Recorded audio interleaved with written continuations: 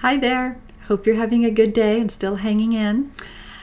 I was just reminded a few minutes ago about a time in my life that drove me almost completely crazy. And I don't know how I managed to just blank it out. But anyway, I went for about 3 years with some neighbors who would play a radio outside. They had it mounted on a post at the edge of their property with a speaker directed at my house, and they played it at full blast all the time. And no amount of going to the police or sending them cease and desist letters, having all of our neighbors get together and request that they turn the volume down at least if they were not going to turn it off. Nothing worked with these people. Nothing. And so it went on and on for, like I said, years, literally years, to the point that, I could hear it at full volume through my bedroom walls, into the bathroom when I'm trying to have like a relaxing bubble bath or something. My daughter would hear it through her noise-canceling headphones when she was trying to do homework. We avoided the sunroom. We avoided the front porch. The guy that used to come mow my lawn could hear it over his lawnmower while he was mowing. It became such a daily challenge to keep my home a haven of calm and peace, which is super important to me and pretty much one of my vital things. So that kind of constant tension reminded me really of current events. It seems like everyone is in some kind of a turmoil. We somehow left the volume turned up and on and walked away and just left it blaring at us.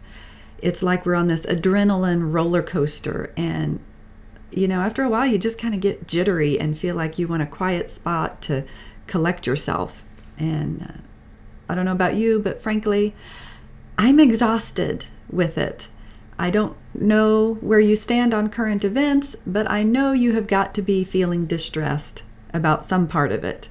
And I'm not here to debate one side or the other, but it's a fact that this kind of air has permeated our culture and affects everybody. So I was reminded of a quote, I think it was by David Brooks. He wrote the book, The Road to Character. And he stated in an interview that he believes the media has made politics into a team sport, with trying to get citizens to root for my side versus the other side. But government is not a sports league with winners and losers and scorecards, although sometimes that's how it's presented to us. And he said that he really thought that society had become more interested in seeing their team win than in actually problem solving. So, I think that contributes a lot to what we have going on here. And so I have to take a step back, at least for myself, and I thought I would just share it with you in case it was helpful. A couple of things. One is one of my very favorite quotes. It was featured in the Best Exotic Marigold Hotel movie, where the young man says, "Everything will be all right in the end. If it is not all right, then it is not the end." So I really love that. The other thing I stumbled across was something I had written about 12 ways to keep your peace. So I'm just going to share those with you. If you can use it, fantastic. And if you can't, click away. 12 ways to keep your peace. Number 1, avoid news outlets and social media. These are a source of anxiety. When you want to catch up on world events, choose an appropriate, secure, vetted method.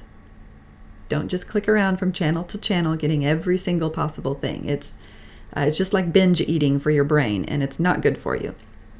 And number 2, when researching, consider only the trusted, unbiased, and whenever possible, primary sources of information. If the source claims to be trustworthy and unbiased, make sure you triple check that claim.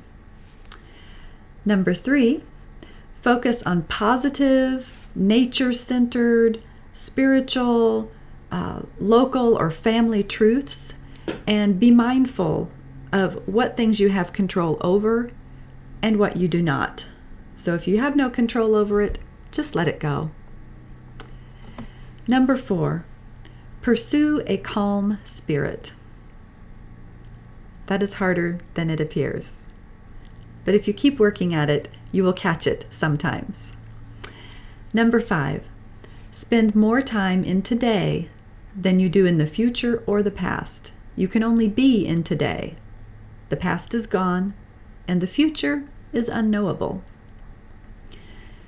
Number 6, try to return to or increase your time in something that you enjoy, like a hobby or some art, a particular form of exercise, books, whatever it is.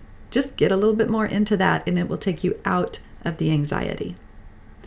Number 7, go to bed early. Your brain needs a break. Number 8, get some exercise. Your body needs a break. You have to release that tension somewhere. Number 9, make a list. Making a list relieves the pressure of carrying things around in your mind. Once you put it down on paper, you don't have to think about it anymore because the paper is going to hold on to it for you. Doesn't mean you even have to do the list or come back to it ever again. It will just free up that space in your mind. Number 10, say no. I often say, I like to use no as a complete sentence. You are not obligated to explain your answers to everyone. Just say no. You need more time to reflect, to recenter. Accepting all the noise and the busyness in your life is counterproductive to what you're trying to reach, what your goal is, and of regaining your peace. If you have a hard time saying no, just ask for more time. If the person is of any value at all, they will give it to you. If they need an answer right now and flash out in some kind of impatience or anger, then that's not your person. They have the problem, not you. So just say, I need some more time to think about that. And then that gives you some space so that you can get back to some clarity. Number 11, be still. Take a nap. Go for a walk in nature and don't take your headphones. Meditate. Breathe. Do whatever it takes to kind of bring yourself back to being centered, even if it's just for 1 minute at a time. And number 12, break out of that negative emotional loop that others are on. You can do that by countering with the opposite emotion.